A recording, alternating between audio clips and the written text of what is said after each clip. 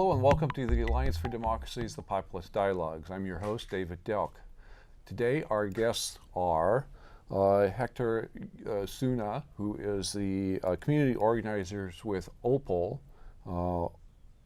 OPAL Environmental Justice. OPAL stands for Organizing People Activating Leaders. Our second guest is Adela Maza, and she tells her story during the video, which we'll be showing, calling out the need for justice in terms of transportation needs. So welcome to the show. Thank you. Okay. Good. Thank you. So you produced this video on behalf of OPAL. So talk about OPAL. Sure. So OPAL stands for Organizing People Activating Leaders. It became a nonprofit in 2005, and during the beginning stages of OPAL, we did a lot of work in terms of recruiting individuals in the community to find out what the needs were of the community. And one of the interesting topics that came up was transportation. So that was kind of the main issue that a lot of individuals were facing, because if you don't have a mode of transportation, you can't get to jobs, you can't go to a grocery store, you can't visit friends and family. So transportation is a main issue. And so for a while during the beginning stages of OPAL, we did a lot of recruitment, a lot of talking to folks, and a very first thing of interest was to work on what's called the Campaign for Fair Transfer, or CFT. And so during that time we were working a lot on that campaign, trying to talk to individuals, get people to sign on, so we can actually extend transfer times to 3 hours. And after that, we kind of went on the budget battle, which recently ended. And although transportation is one of the environmental justice issues, there are other things that we are also looking into. For example, housing, air toxics. So environmental justice kind of encompasses a lot of things, but as of right now, since we're a community-driven organization, we're focusing on transportation. Okay, all right. And talk about this idea of environmental justice. I don't see a direct connection between environmental justice, or what I would think of that, and transportation. Yeah, so a lot of people, when I mention, or when OPAL staff mentions environmental justice, they tend to think about the trees, the rivers, and the bunnies, which is actually a little bit more than that. It's actually about improving the places where people live, work, play, and pray. And so topics like transportation, housing, air toxics, those are some of the things that are impacting individuals. And so we feel that that's something important, especially in the place where we live in Portland. There's a lot of things in relation to transportation can be improved, in relation to housing, affordable housing, and air toxics. Yeah. Okay. All right. Good. All right. Yeah, you're right. When I hear environmental justice, I think trees and water. Right. Okay. But all of those things all have their human components, and we all live in a community. Yeah. And unfortunately, most of the opinion makers aren't poor. Yeah. Okay. And so there's a big disconnect. And for most of us, even for people who are poor or lower income, frequently we don't understand the struggles that other people have to engage in. Yeah. Yep. Right. Okay. Correct. Yeah. Right. So you made this video on behalf of OPAL, and this was through the B Media Collective. Right. And how did you get contacted, or did you contact them? They contacted you, or? Let's see, how did this go about, if I can remember? So I've actually known a couple of the people that are working in B Media, and I think one day I ran into Amanda, or she contacted me via email, and she was saying that B Media was going to have a community course in PCC, and it was going to be about a remix video. And I was thinking what would be something fruitful that OPAL could make in terms of a video. I didn't want to make just a simple interview with the staff.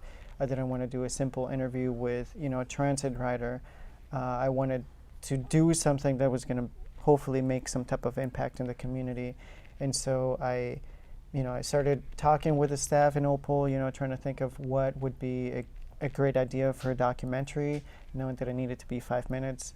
And so it was basically what we do. We talk to individuals on the buses, we organize transit-dependent individuals, so I thought the best thing would be to get a story of an individual that uses the bus and is dependent on the buses, and basically live their experience. So going with them the entire day, going with Adela to find out, what her struggles are as a transit-dependent individual, I think was like the most meaningful thing that I could have done.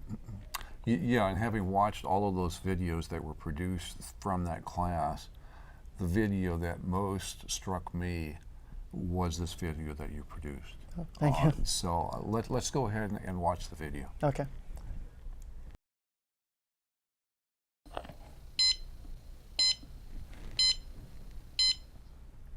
Mi nombre es Adela.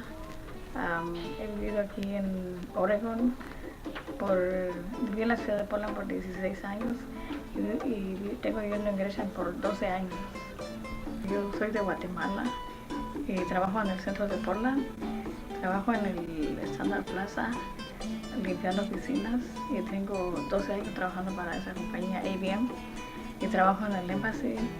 Empecé a trabajar hace 6 años y trabajo de bus person. Yo he usado el bus desde el año 1985 cuando vivía en la Hawthorne, en la 15 Avenida.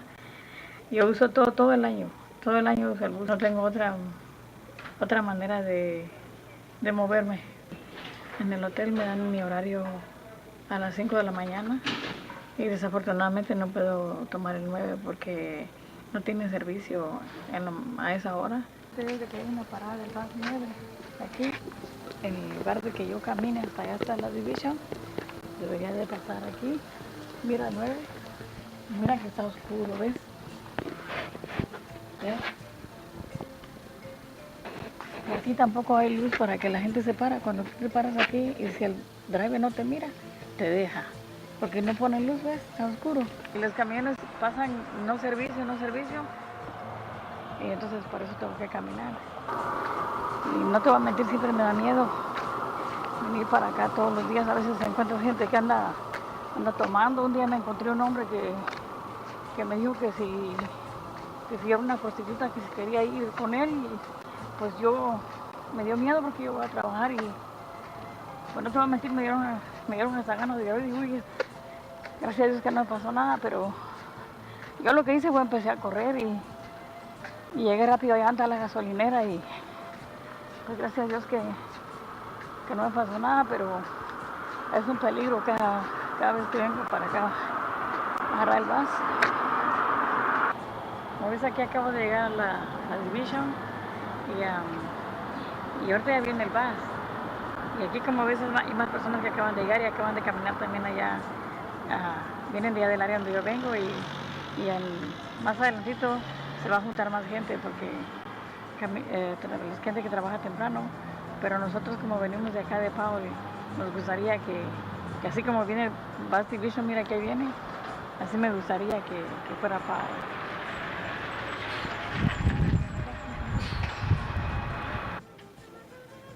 Y una vez venía en el bus y le dije al driver, y le dije, yo voy a llegar tarde al trabajo.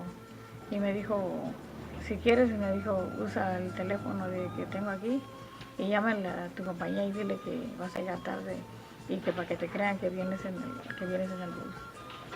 Y sí, se portó bien el señor, pero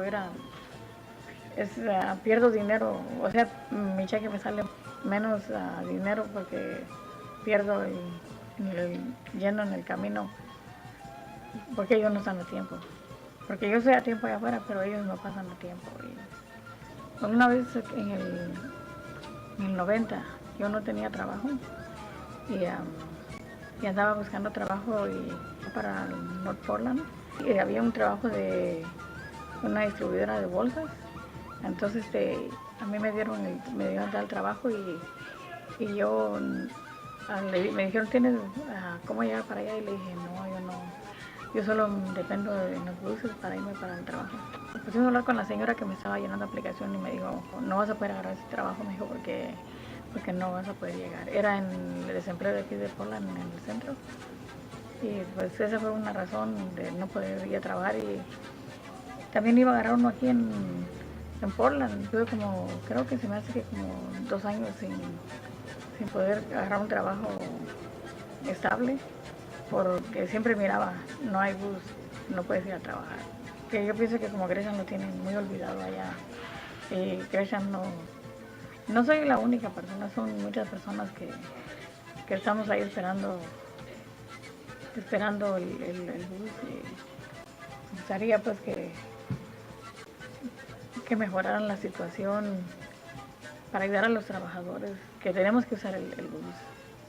Yo trabajo en el día y en la noche porque tengo 2 trabajos y casi no miro a mi familia. Y cuando llego a la casa, pues llego como 1 hora y luego me tengo que regresar a trabajar otra vez. Y el problema es que los buses no son frecuentes y tardan mucho para esperar. Allá en la parada del bus tardo mucho y luego después cuando llego aquí al centro y en la noche no puedo regresar. Tengo que quedarme aquí en el centro porque cuando salimos a las 2 de la mañana no hay servicio. Entonces me tengo que quedar aquí en el centro y hacer esto, venir aquí a Subway y pasarme ahí un rato. Pero los días que trabajo en el hotel, entonces tengo la opción de ir y nos dejan ir a descansar allá en el hotel. Unas 2 horas o 3 horas para que podamos hacer el trabajo mejor y ellos saben que el bus no corre a esta hora y por eso se entiende, ¿ves? Comprenden a la gente como yo, la gente que no tiene carro o que no tienen quien los recoja y pues a veces no es fácil, pero eso es lo que tengo que hacer a cada día. Entonces no me explico cómo es que van a cortar el servicio y te van a incrementar la tarifa. Pues yo que uso el bus a veces 2 o 3 veces en el día, entonces eso a mí me va a afectar porque yo no voy a ir y venir y pues se me va a hacer un poco difícil porque yo no soy una persona que gano mucho dinero y luego pues a veces en los fines de semana cuando yo tengo descanso porque como solo me mantengo trabajando, a veces salgo con mi familia a distraernos un rato y pues así con esto pues no creo que vaya a poder porque tengo que tener el dinero para pagar mi transportación primero y pues si no puedo salir no voy a poder salir y no creo que eso es justo.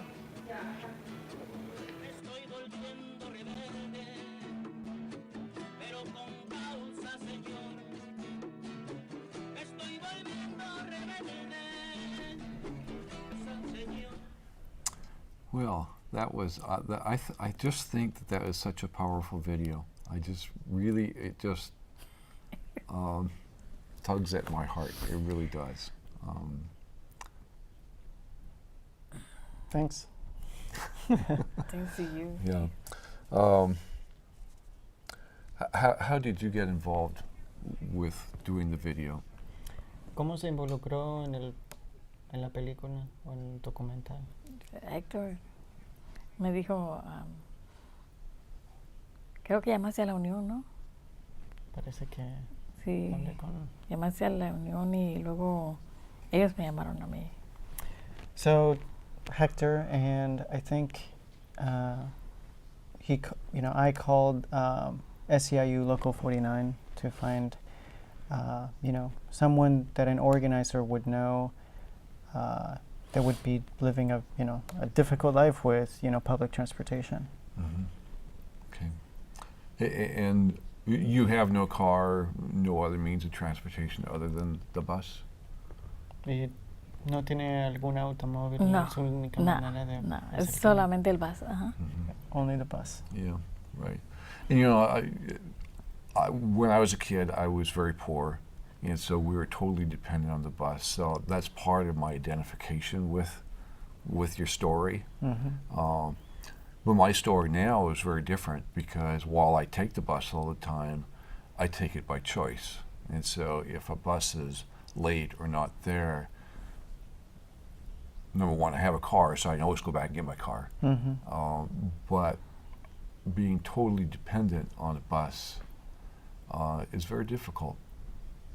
Yeah, I mean, like you saw, it's, I think it's even more difficult for individuals. I mean, it's difficult overall for any individual that's transit dependent, but when you're trying to keep a job or find a job, I think it becomes even more crucial because, you know, maybe you don't have an employer that's actually, you know, very flexible. You know, if you're late 3 times because of the bus, then what's going to happen? Right, yeah. So there's always that fear. Right, yeah. A veces no te creen las personas de los empleadores, a veces no te creen que el bus que lo perdiste o que el bus pasa, a veces no pasa al horario que tiene que pasar. Yeah, sometimes employers don't believe you that the bus is not, you know, passing when it should be, or that, you know, you missed a bus. It's difficult because sometimes they don't believe you that stuff happens. Yeah, right. And I particularly find that to be the case in the lower paid jobs. Employers are much less likely to believe than people who have higher levels of income. For some reason, employers feel like, well, it's more justified. So there's a double hit at least. Yeah. Yeah. So in making the video, you talked about that there were fare increases and changes in the transportation system here in Portland recently. Can you talk about that and talk about how you were impacted by those changes? Okay. ¿En qué manera está siendo afectada por los cambios de la tarifa que incrementaron y recortes de servicio o rutas en camión? Bueno, donde yo soy, el 9 no cortaron la ruta, pero lo del pago está muy alto. El boleto del pase del mes vale $100. So the route that I use, because I live on Powell, the number 9 didn't get cut, but the fare is very expensive right now. It's $100 for a monthly pass, so that's pretty expensive for me. Okay. All right. So the service itself, in terms of frequency of the bus, it was pretty much the same. ¿Y el servicio de qué frecuente es el camión sigue siendo igual? Cambió el 9, no sé si alguien miraría el video, no sé la razón, pero lo único que me he dado cuenta que el 9 tenía un bus que paraba en la 98 y ahora ya no para, ahora se van todos directo para Gresham. So I don't know if this is in relation to the documentary, but before the number 9 would stop on 98th and 98, but now it goes all the way to Gresham. So it's better. Oh, okay. Yeah. But I don't know if, you know, what's that in relation to. Yeah. So so that might be an advantage to you, but for other people using the bus, they've had decreases in service, increase in fare. The downtown free zone was eliminated. Anything else? Am I missing something? Well, let's see. Increases in fares, service cuts, changes in lines. Downtown free rail zone is gone. And also TriMet did want to put a round trip restrictions on the tickets, and I think through the work that we were doing, we were able to kind of get that off the table. Right, yes. I think there were some changes from the initial proposal because there was such an outcry, and OPAL was a large part of that. Yeah. That they did come up with a slightly more humane solution, but for a lot of people it's still extremely difficult because it wasn't ideal in the first place. Yeah, I mean, it's I think what we're kind of seeing now is that the 3 reasons of why TriMet, you know, wanted to increase the fare, you know, one of them was because they were saying that they weren't going to get enough, you know, funding from the feds, which that kind of already is gone, and they found out that they're going to receive the same amount. The other one was on payroll tax revenue, that so the year before they made a very conservative estimate, and this year for this budget they made they doubled their how precautionary they were going to be with that. So they thought their budget was going to be cut even further than what was probably realistic. Yeah, yeah, and then the third reasoning was because of the whole arbitration battle with the union, and since the TriMet, they already won the arbitration. I mean, there's already two things that have already, been proven that weren't going to happen. I mean, the third one, I think, OPAL feels pretty confident that the estimates that we made, are going to show up. And so in reality, there's no reasoning of why TriMet needed to raise fares again for individuals, Okay. And OPAL did your own estimates of, or an alternative budget for TriMet. Is that right? Yeah, so with the help of, members and individuals like Adela, our Bus Riders United is basically composed of individuals who are transit dependent, and we're a membership-driven organization.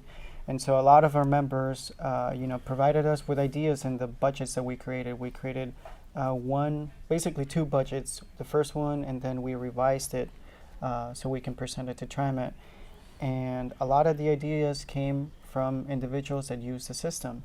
And so a lot of the things that our members came up with, we checked on it, we did our estimates, we did the math, and we strongly say that it could have been a budget that would have been, very useful. And I think even TriMet board members know that, but unfortunately, they were caught up on those three myths that they thought that, were going to happen, which it hasn't happened. So. Okay, yeah. How are TriMet board of directors, how are those members selected? So they're appointed by the governor. And unfortunately with that, I mean, a lot of the TriMet board members are not transit dependent, and I think there was also an article in the Oregonian, that was, talking about how transit dependent are they. I think there's only one individual from the board that actually takes public transportation, but, they don't use it to get to work as often. But, we see that as an issue because if you have somebody on the board of a, public service agency that's providing transportation and they themselves do not use the service or they're not transit dependent, then how are they going to make decisions that are just for individuals that need the service? Even though it's a board that's very diverse, but still the decisions that they're making are not just for the individuals that actually need to survive in that service. Okay. It really doesn't seem like, it seems like, while these concerns that the board had, and that they used to base their decision on, make sense on that level, they don't make sense for the people who actually use the buses. And so if we had, throw a radical idea out here, a board of directors that was elected, we might see something quite different in terms of right. Yeah, yeah, or a board of directors that was, transit dependent. It's a lot of our members are actually talking about, kind of that next step of having a board of directors that would be elected by, the tri-counties, because TriMet provides service in 3 counties, so that could be an option. Right. Okay. All right. The other thing that I'm struck by, of course, is putting this in a larger context than just Portland. We have this whole national dialogue of cutting services, quote unquote entitlements, and so forth, and we don't talk very much about raising revenues, raising taxes on the wealthy, cutting military budgets. This is all my program. This is all things that I would do, but because we don't do those and have those kind of conversations, and we don't have an active kind of movement in those kind of directions, people like Adela get hurt, and this is just a real shame. Yeah. A real shame. When I was a kid, I keep going back to when I was a kid. When I was a kid, I was poor. I couldn't afford to ride the bus in the first place. I always bought into the argument that it's getting better. America always gets better. And as I got older, we would have fewer and fewer people in this kind of situation. And unfortunately, we've got more and more people in the situation. And yeah, it's I not mean, right. it's about, kind of the an argument that we were making with the board. It's about prioritizing where the funding is going to go. And unfortunately, I think TriMet tends to prioritize more the max than the bus. And, once you start looking at the data, you'll find that there's more individuals that board the bus than the max. There's more people of color and low-income individuals that use the bus than the max. And once you start cutting service, increasing fares, I mean, the individuals that are going to get impacted are those that actually need it, They're, and so it's just about making priorities of where that funding is going to go. And I think that's why a lot of individuals are in our Bus Riders Unite group, want to have, and are really thinking about, well, how would it be if there was a TriMet board that was transit dependent, or a TriMet board that was, elected by individuals. Mm-hmm. Right. So. Right. Well, our time is up. Oh, well, thank you so much. Thank you, Hector, very much. Thank you, Adela. Thank you. All right, good. So if you want more information about OPAL Environmental Justice, you can go to their website at OPAL, it's OPAL, PDX.org. And if you'd like to watch that video again, it is available at tinyurl.com/PALOVIDEO. So that concludes our program today. Remember that if you have missed an episode of Populist Dialogues in the past, you can always go to our YouTube channel and see it there. Just go to youtube.com, search for Populist Dialogues, click on the result with the Statue of Liberty icon to view all our shows this year and to subscribe to future shows. Mission of the Alliance for Democracy is to end corporate domination, establish true democracy, and create a just society based on an equitable, sustainable economy. To learn more, visit our national website at www.thealliancefordemocracy.org or our Portland site at afd-pdx.org. I want to thank our crew today for being here and getting us on the air yet one more time. So thank you to Roger Bates, Joan Horton, Tom Thomas, and Janet Morris. And thank you to the audience for watching. And we hope that we'll see you again next week. So long.